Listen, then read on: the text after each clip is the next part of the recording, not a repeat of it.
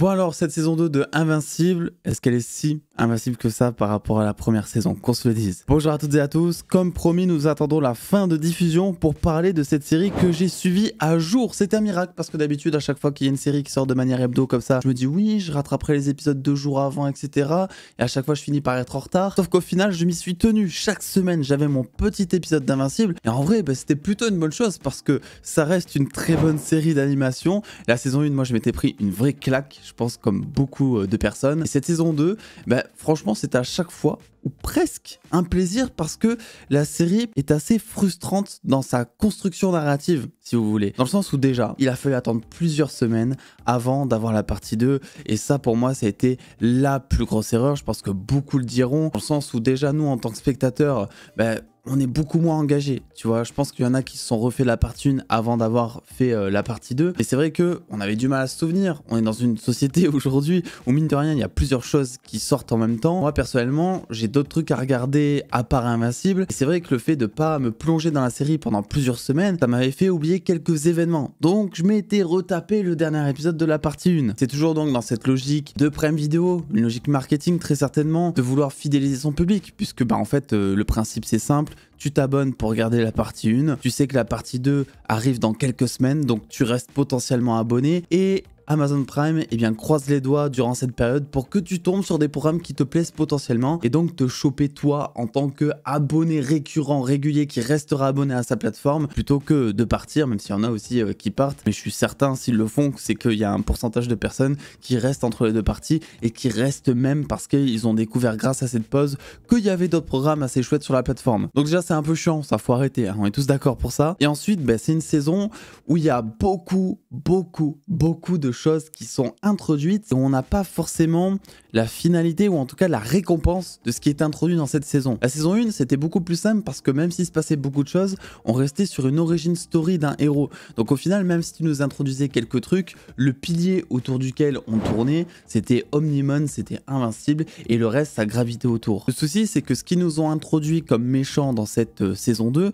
au final il est pas si présent que ça et à aucun moment ou presque on gravite autour de cette histoire entre Invincible et le méchant. Je pense que là je vais spoiler parce que ça fait maintenant quelques semaines voire mois que la série est en cours de diffusion. Par contre je ferai une partie spoiler pour le dernier épisode si tant est que vous n'ayez pas encore vu le truc. Donc là dans cette partie il y aura des spoilers jusqu'à l'avant-dernier épisode quoi, donc vous êtes tranquille. En fait le truc c'est que déjà forcément on t'introduit plein de trucs autour d'Invincible, on t'introduit son frère, on t'introduit le fait que Omnimon devient plus ou moins gentil on dira. Il y a aussi le sbire de Cécile, je sais plus comment il s'appelle, qui connaît une vraie crise existentielle parce qu'il a été transformé en Terminator. Alors oui, je vais aussi oublier plein de noms dans cette vidéo, c'est totalement possible. Et donc on a aussi la petite qui se transforme, et à chaque fois qu'elle se transforme, en gros elle vieillit. Elle c'est pareil, on t'introduit un truc. Il y a évidemment le grand méchant donc de cette saison 2 sur lequel je reviendrai durant la partie spoiler. Et en fait finalement, la crise existentielle autour de Cécile, on l'a pas tellement traité.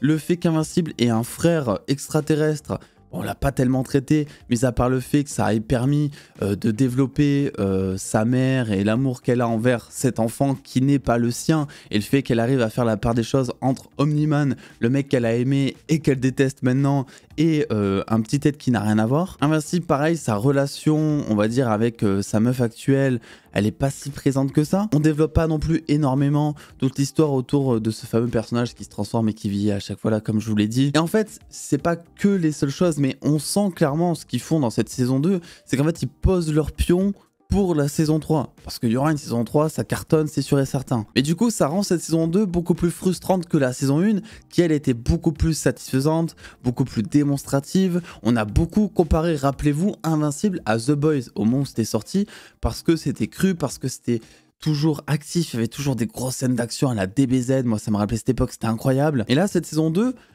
elle est moins fournie en action, c'est pas très grave en soi. Moi, ce que je trouve dommage, c'est vraiment déjà cette longue pause qu'il y a eu entre les deux parties, et aussi le fait que finalement, tous les pions qu'on te met ici pour la saison 3, t'as beau voir que c'est la saison 3, ça n'en reste pas moins une saison 2 qui est beaucoup plus frustrante que la première. Alors attention, je me suis ultra amusé devant cette série, il y a même un épisode où donc, j'imagine, t'as un caméo du réalisateur, je sais pas qui c'est, mais qui explique un petit peu que les séries d'animation, c'est dur, et t'explique un peu les techniques pour économiser du budget sur les trucs d'animation. J'ai adoré parce que pour le coup, c'était ultra ultra méta. Et je remercie aussi les créateurs de cette série et cette série parce que je vous avoue que quand j'ai appris avant que la saison 2 ne sorte que cette saison traiterait du multivers, j'ai eu un petit peu peur parce que je trouve qu'en ce moment on a un peu notre dose du multivers et surtout que c'est pas tout le temps super bien traité, faut pas se le cacher. Et en fait, même si le multivers est un peu présent, ça donne pas un effet brouillon ou brouhaha avec 600 caméos de personnages dont on s'en bat peut-être un peu la chocolatine, tu vois. Donc je suis assez content parce que ça a un peu rassuré mes craintes de ce côté-là. Et ils sont pas partis dans la facilité parce que vraiment, il y avait des choses faciles à faire dans cette série, dans cette saison 2. Et on va en parler pour le dernier épisode. Parlons maintenant de ce qu'apporte le format comics au format animé. Dans le sens où dans cette série, il se passe deux choses que moi j'ai trouvé ultra intéressantes et qui ont selon moi été gâchées. La première, c'est à la fin de la saison 1, où on a Allen qui se fait totalement buter, qui se fait détruire. Et au final, on le revoit dans cette saison 2, on t'explique en gros qu'il a été plus ou moins ressuscité, qu'il a été augmenté. Et ça encore, je suis plutôt ok, dans le sens où c'est un personnage que j'adore énormément, et je crois au fait qu'ils aient réussi à le rafistoler parce que c'est un extraterrestre, donc tu as toute une culture que tu connais pas, des technologies que tu connais pas, des choses qui font que ok, ça passe. Il revient en plus tout en étant toujours aussi attachant mais en même temps ultra badass. Par contre, la chose qui m'a un peu plus dérangé, c'est la mort présumé de Rex, puisque Rex à un moment se fait tirer une balle dans la tête, et d'accord, il lui a pas tiré une balle en plein milieu du crâne. Oui, il y a des gens qui survivent avec une balle dans la tête, je veux bien le croire, mais n'empêche qu'au moment où il se fait entre guillemets tirer dessus, on te fait croire en gros qu'il est cané, et moi ça m'a provoqué quelque chose cette scène. J'étais vraiment en mode putain, ils l'ont fait.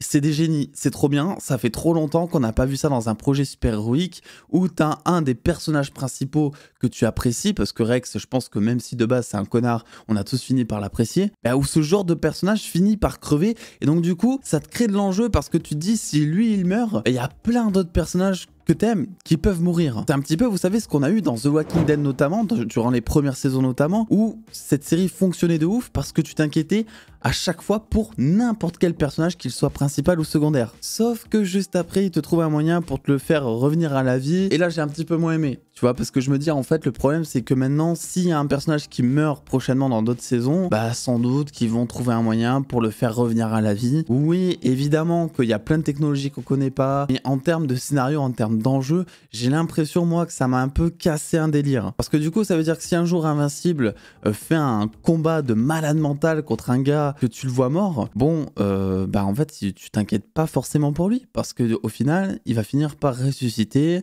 Il va devenir certainement plus fort ensuite. Oui, ça va créer des dramas psychologiques, parce que ça, la psychologie est super bien représentée dans cette série, comme d'habitude. Mais ça casse un petit truc selon moi. Donc au final, cette saison 2 d'Invincible, avant de passer en partie spoiler du dernier épisode, qu'est-ce que j'en ai pensé? J'ai passé un super moment, et c'est le principal. Mais je trouve que ça reste en dessous de la saison 1, parce que c'est une saison qui, forcément, veut faire plus de choses, plus complexes, veut porter ses pions pour la saison 3. Il y a eu aussi une pause de plusieurs semaines entre les deux parties qui ont fait que ça peut te désengager un peu de l'intrigue de la série. Du coup, ça donne un effet beaucoup plus brouillon sur tout le schéma qui est apporté. Et je trouve aussi, ça c'est une impression, je sais pas si c'est factuel, vous me direz en commentaire, mais qu'il y a beaucoup moins de moments épiques dans cette saison 2. Dans la saison 1, il y avait les combats contre Omni-Man à chaque fois qui étaient incroyables, t'avais la ville qui était totalement détruite, t'avais des scènes qui étaient ultra violentes aussi, pas tout le temps, mais il y avait des scènes comme ça, tu les ressors aujourd'hui sur Twitter par exemple, tu sais direct que l'image te parle. Ici, il n'y a pas de scène totalement très culte, il n'y a pas de scène à laquelle je pense, mis à part peut-être dans la partie spoiler où on va en parler, il n'y a pas de scène comme ça qui me remonte en tête. Donc n'hésitez pas à me dire ce que vous avez pensé forcément de cette série en commentaire. Et nous, c'est parti, on spoil.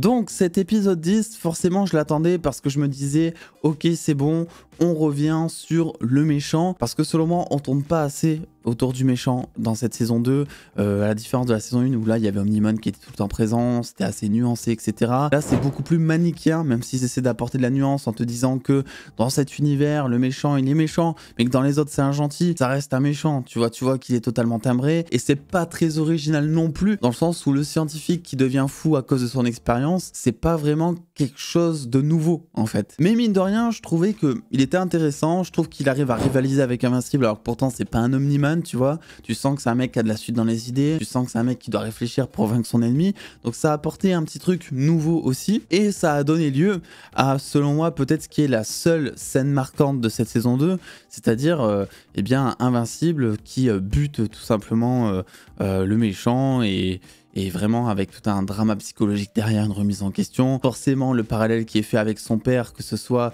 dans le dialogue ou même dans la mise en scène, puisque il est couvert de rouge comme le costume d'Omni-Man justement, donc le parallèle est super bien fait là-dessus. Et forcément il y a toute la scène avec le multivers, où on avait beaucoup de rumeurs depuis un certain temps comme quoi l'acteur doubleur donc de la voix de Spider-Man dans la série d'animation serait de retour dans la saison 2, et donc que ça voulait potentiellement dire que ce Spider-Man eh bien, serait de retour grâce au multivers dans Invincible. Oui, il y a au final Spider-Man, ou en tout cas une version, on va dire, parodique, un variant si on veut, qui se bat contre Dr Octopus. D'ailleurs ça j'ai plutôt aimé le jeu de mots, c'est totalement mon humour. Il y a aussi du Batman, pareil tu sens qu'ils avaient pas les droits parce qu'ils te montrent pas le personnage, et en même temps ils font une pause au moment où le pseudo Batman est prononcé pour pas dire pseudo Batman, mais là aussi c'est pas grave, ça joue dans le côté mystérieux et tout, et puis de toute façon on s'en fout, le principal c'est qu'on comprenne que c'est Batman quoi, tu vois. Et puis au moins ça permet une chose, c'est de pas te demander ouais c'est le Batman de quel univers, de quelle série d'animation et tout. Ça je pense qu'on a tous une autre dose avec tous les projets Marvel, Sony qui sont sortis récemment,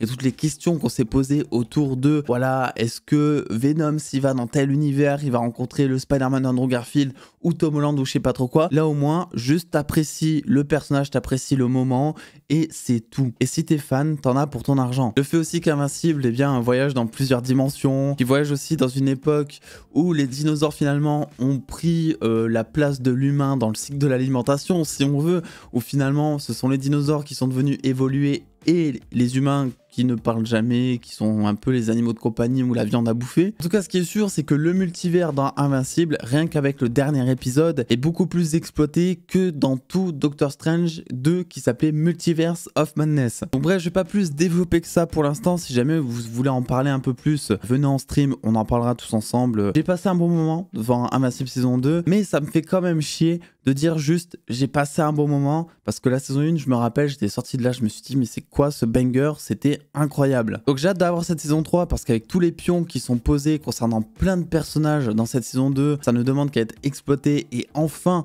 avoir une conclusion finale à tout ce qui est posé ici. Et puis c'est vrai que le méchant qui est teasé est totalement dans un nouveau genre, et j'ai hâte de voir justement comment Invincible va devoir se battre contre ce genre d'entité. Je vous fais des bisous, prenez soin de vous, livrez-moi votre avis en commentaire qu'on puisse comparer. Je vous souhaite une très bonne journée.